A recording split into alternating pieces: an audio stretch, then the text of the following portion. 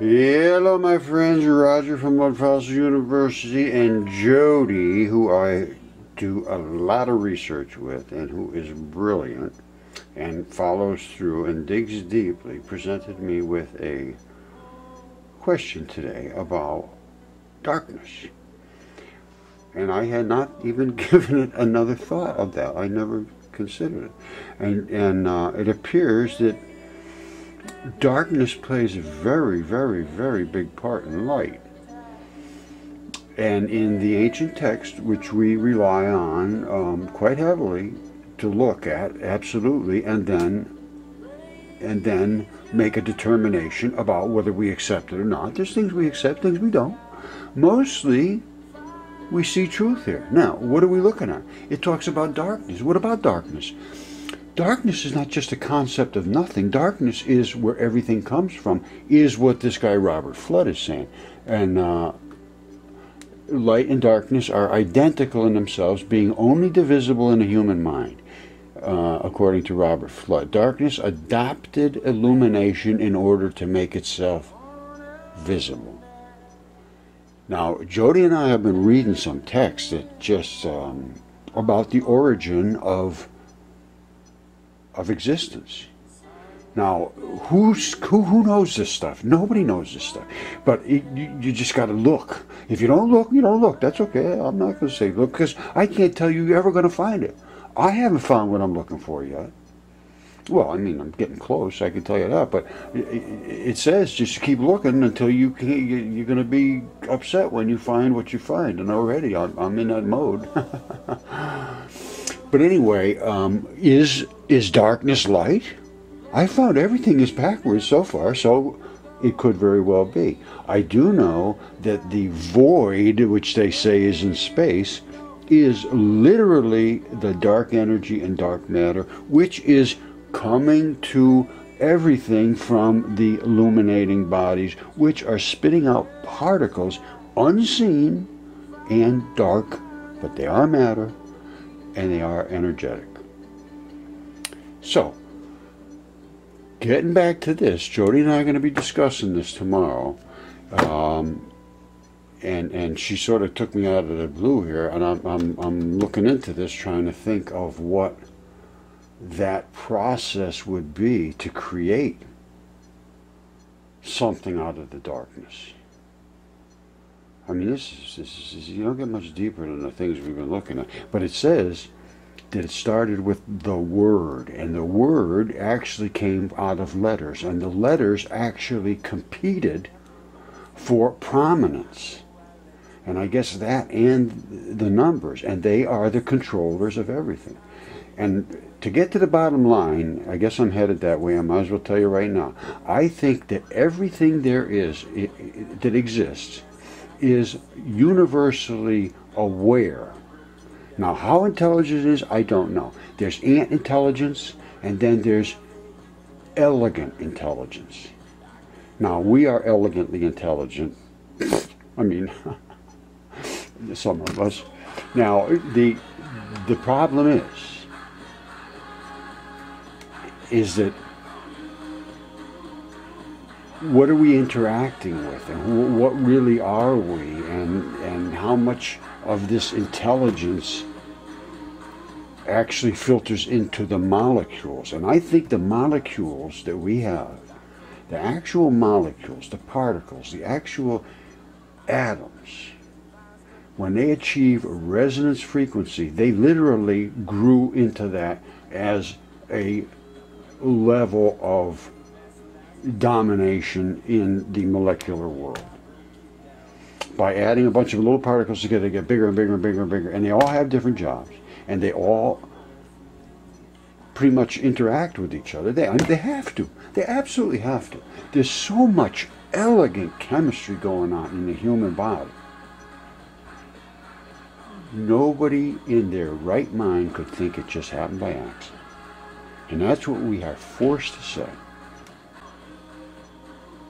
Okay, everybody that's been following knows we're accelerating light, pulse red laser, accelerating particles, Cherenkov, interference patterns, plasma, bosons, Higgs fields, particle, who the hell knows what that is, the actual photons we suspect, and the right-hand spin slowing particle.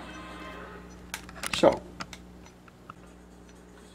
all right, I think I'll let it go until we have a discussion tomorrow. Jody and I are going to just tape the whole thing. We're just going to talk about things because there's no framework here to really go by.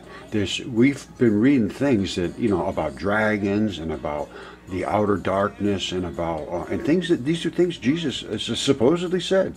And, you know, this is the issue with the Gnostic texts. We're reading Gnostic texts, ancient texts, Pistis Sophia, all of the ancient Nag Hammadi, the Dead Sea Scrolls, and I mean, we're reading them. And the things they are saying are disturbing by any standard. Now, and we're having a hard time. I mean, it's just a fact. Because this is not some silly little thing. This is not some novelty and ooh, and that's how it's being treated by a lot of everybody, really. I mean, there is some people that are getting deep into it, and if you want, come deep. If you don't, stay in the shallow end. It's up to you, you know. But we're going to get deep because I think deep is where you got to get if you want to get to where we're going to get.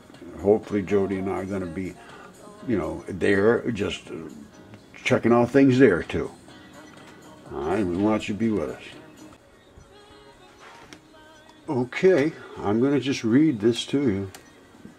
See what you think.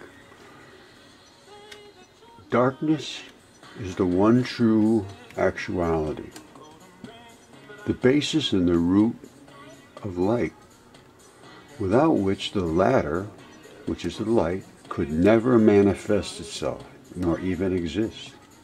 It needs the darkness to become light. It needs a yin for a yang. It needs a plus for a minus, up for a down, hard for soft,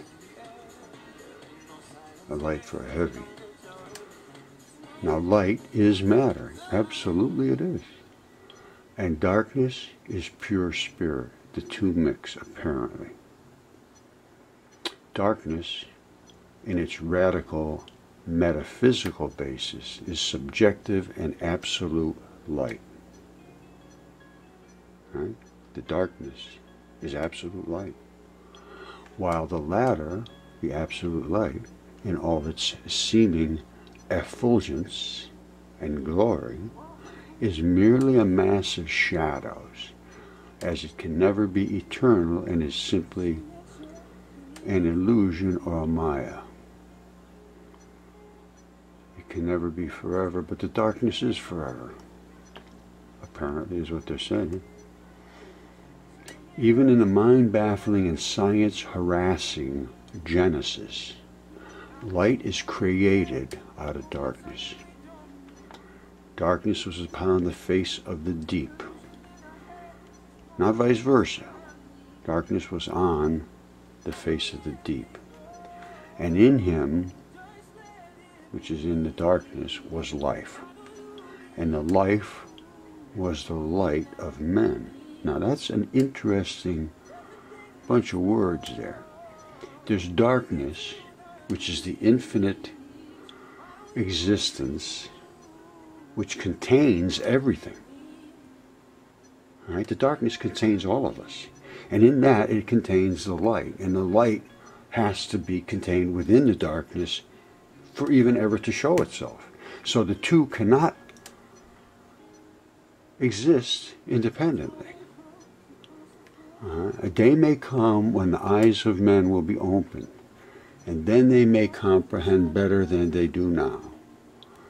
That verse in the Gospel of John that says, "And the light shineth in darkness, and the darkness comprehendeth it not." They will see then that the word darkness does not apply to man's spiritual eyesight, but indeed to the actual darkness, the absolute that comprehendeth not, cannot cognize transient light, however transcendent to human eyes. Right? So let's see that again. Let's read that. They will see then that the word darkness does not apply to man's spiritual eyesight. So it's not about you just can't see how important God is or any of that stuff. But indeed, it refers to the actual darkness, the absolute, that comprehendeth not. They cannot cognize, they cannot absorb it, they can't, it's too much for them. The transient light, however transcendent to human eyes. And then you talk about demons. The devil is now called darkness by the church, whereas in the Bible he is called the Son of God, the bright star of the early morning, Lucifer. Now, I'm going to leave this for Jody and I tomorrow, so stay tuned.